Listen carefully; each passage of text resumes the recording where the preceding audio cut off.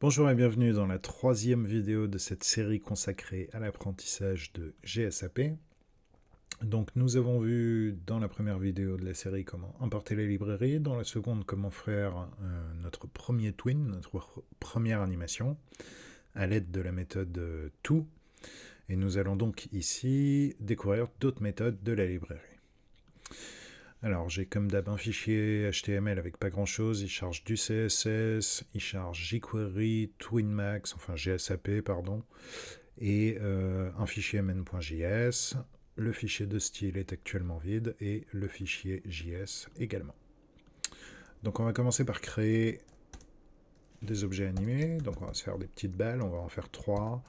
Et je vais leur donner comme classe .ball.one pour la première, puis .ball.two. Ok. Et enfin .ball.three. Ok. Voilà, donc là je mets 3 balles, on va faire un peu de CSS rapidement, donc un petit reset de base sur les margines et les paddings qui sont par défaut sur le HTML et sur le body. Ensuite je vais faire un sélecteur sur la classe balle, je vais lui donner une width de 150 pixels, une height également de 150 pixels, un background par défaut qui sera noir. Ok, ensuite un border radius de 50%. Et on a besoin de quoi d'autre? Ah oui, une position absolue. Voilà, avec un top à 50%, un left à 50% et un petit transform histoire de bien petit translate, voilà, histoire de bien centrer l'objet. Donc 50%, moins 50% pardon, sur X et également moins 50% sur Y. Ok, qu'est-ce que ça nous donne? Ça nous donne ça. Donc là j'ai bien mes 3 balles. Maintenant je vais faire un sélecteur sur .ball.one pour lui mettre en fait un left à on va dire 25%. Voilà, et on va également faire un sélecteur sur .ball.three en mettant le left à 75%. Voilà, comme ça les balles ne sont pas les unes sur les autres. Et puis je vais aussi changer la couleur, celle de droite, je vais la mettre en green. Voilà, celle de gauche en red. Ok, très bien. On va mettre du bleu. Voilà. Donc on a nos 3 balles, très bien. On va maintenant se rendre dans le fichier JS et écrire un petit document ready. Voilà. Fonction anonyme. Très bien. Et comme ça, on est sûr qu'à partir de ce moment-là, toutes nos librairies sont chargées, la page est chargée. Bref, le document est ready. Alors, dans la vidéo précédente, on a vu la méthode to, qui nous permet donc de sélectionner un objet. Voilà. Alors, avec la version 3, d'ailleurs, petite parenthèse, on n'est pas obligé de faire un sélecteur jQuery à cet endroit-là. Moi, je le fais par habitude parce que ça marchait comme ça avant. Là, je peux tout simplement faire un sélecteur comme ceci, donc sans sélecteur jQuery, simplement un genre de sélecteur CSS sous forme de chaîne de caractères. Donc, le premier paramètre de la méthode to, c'est l'objet qu'on anime. Le second, ça va être la durée de l'animation. Le troisième, c'est un objet qui va contenir comme clé les propriétés qu'on veut animer. Donc, par exemple, le top, 2 points, puisqu'on est dans un objet, et ensuite la valeur à laquelle on veut que soit cette propriété à la fin de l'animation. Donc là, si je mets un top à 0, voilà, mon animation se lance direct au document ready et ma première balle vient bien se coller à 0 en top. Donc ça, c'est la première méthode. La seconde méthode qu'on a, c'est la méthode donc from. From qui veut dire, tu gardes, je vais le faire sur la balle noire ici, donc à la fin de l'animation, je veux que ma balle soit ici. Par contre, tu l'animes à partir de. Ok, point tout, c'est à la fin de l'animation, l'objet qu'on a sélectionné ici aura ces valeurs-là. Et bien là, c'est l'inverse. On dit, quelle que soit la position de l'objet, on veut que ce soit sa position de fin.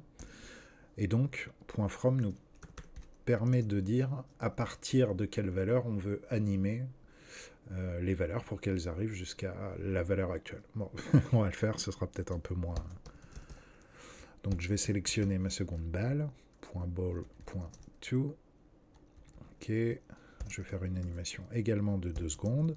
Et là, je vais encore une fois faire un objet. Et je vais dire cette fois-ci, donc top 2.0, histoire de faire exactement comme on a au-dessus. Voilà. Et là, vous voyez que c'est l'inverse qui se passe. C'est-à-dire que les CSS que j'ai sur cette balle font qu'elle a cette position, et le point from, je viens de lui dire ici, bah en fait, même si à la fin, ou si l'objet a une position de top 50, eh bien je veux faire une animation à partir de top 0. Voilà. Donc ça, c'est assez pratique, parce que comme ça, on peut faire l'intégration, on peut caler tous les objets bien de façon statique, et au chargement de la page, voilà, quand le chargement est terminé, on dit, bah, en fait, cet objet-là, on l'anime à partir de cette valeur-là jusqu'à la position qu'il doit avoir, s'il est statique et qu'il n'est pas animé, quoi, les positions qui sont calculées via le CSS attribuées à l'objet. Voilà, donc, point tout, à la fin de l'animation, cet objet a ces valeurs-là. Point from, à la fin de l'animation, cet objet, bah, il a sa position normale, comme si on ne l'avait pas animé, mais on part de cette valeur-là pour l'animer jusqu'à la valeur qu'il doit avoir. Voilà, et on en a donc une troisième qui permet d'animer avec GSAP. Donc c'est la méthode FromTo. Donc là, c'est pour les maniaques du contrôle. Grosso modo, on va dire, je veux qu'au début de l'animation, mon objet il ait ces valeurs-là. Je veux qu'à la fin, il ait ces valeurs-là, quelles que soient ces valeurs, par défaut, je dirais, ou les valeurs attribuées en CSS. Donc là, par exemple, cette balle, ce que je vais faire, c'est que par défaut, elle est positionnée ici au centre, à 75% de la largeur de mon navigateur et 50 en hauteur. Et ben moi, je veux qu'au début de l'animation, il soit à 0 en top, et à la fin, je veux qu'il soit à 100 en top. Voilà, donc je vais faire un sélecteur sur .ball.3. Je vais également faire donc une animation de 2 secondes. Et donc là, la signature de FromTo est un peu différente de To et de From, puisque dans To, on donne les valeurs finales qu'on attribue à l'objet. Dans From, on donne les valeurs au début de l'animation. Et donc là, il va falloir préciser les deux. Donc on va avoir en fait 2 objets. Donc là, je vais créer le premier objet. Cet objet, c'est les valeurs des propriétés, donc ici du top en l'occurrence. Je veux qu'au début de l'animation, mon objet ait un top qui soit à 0. Voilà, donc je peux mettre d'autres propriétés, hein. Je le ferai après juste pour vous montrer. Mais là, je vais rester simplement sur l'animation du top. Et à la fin de l'animation, je veux que mon top il soit à 100%. Voilà. Voilà. Et donc là, j'ai bien mon anime du tout qui part du centre et qui va jusqu'à un tout à 0 en top. Ensuite, j'ai mon from où je lui dis, bon, ça c'est sa position normale, part du top à 0 et ramène à la position normale. Et j'ai la bleue, vous voyez, qui part du coup du haut et qui va jusqu'au bas du navigateur. Bon, en passant forcément par le top à 50%, mais en fait, la valeur des propriétés qui avaient l'objet sont complètement overridées. Donc ça permet vraiment de... voilà. Si je veux, je peux aussi lui mettre au début un left à 0. Et à la fin, hop, un left comme ça à 100%.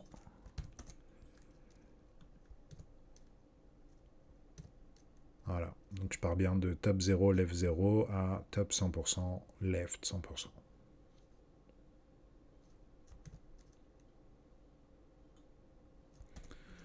Donc from to permet de vraiment contrôler de A à Z toute l'animation, en disant ça commence là, ça se termine là, et peu importe les valeurs qu'avait par défaut l'objet.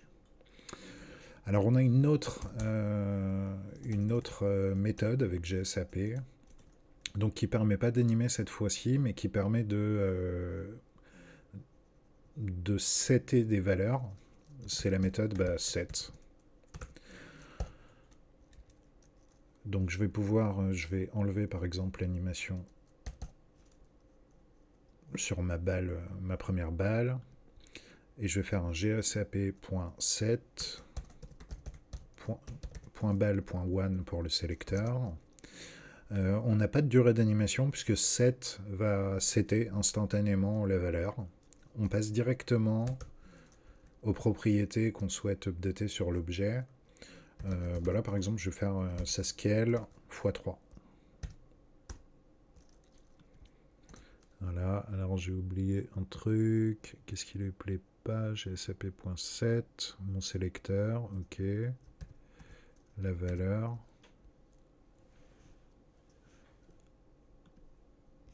Alors qu'est-ce que j'ai fait comme bêtise? Left 100%.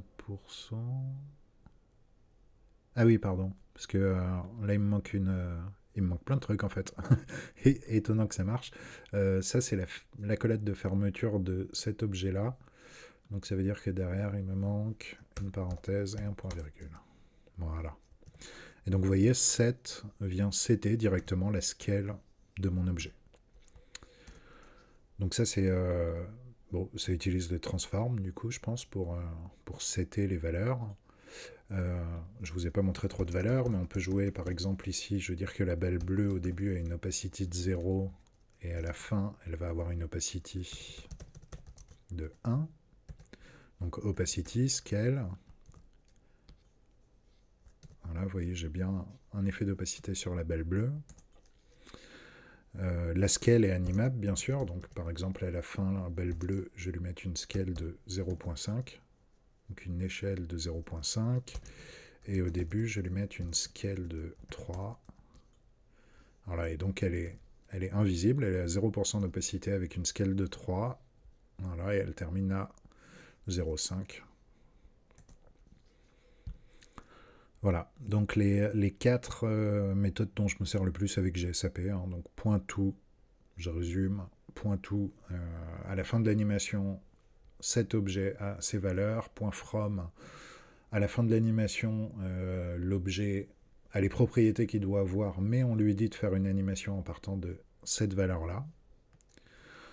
From to nous permet du coup de contrôler les valeurs de départ et de fin de l'objet, donc si on veut être extrêmement précis sur le contrôle de ces valeurs, et point set qui va nous permettre du coup de setter d'un coup des valeurs. D'ailleurs, si je fais un point set comme ça, je vais remettre le point to de la balle ici. Voilà, je vais juste faire un point set avant. Voilà, ça marche aussi, puisque là, je scale là. Je change l'échelle, mais je peux mettre par exemple au début un top à 100%. Voilà, et du coup, vous voyez qu'elle part plus du centre, mais elle part du bas. Ce qui revient en fait, cette combinaison, faire un point set et un point to, ça revient à faire un from to. C'est pareil. Voilà pour les 4 méthodes principales de GSAP. Donc je vous donne rendez-vous dans la prochaine vidéo où on va parler des easing. A tout de suite.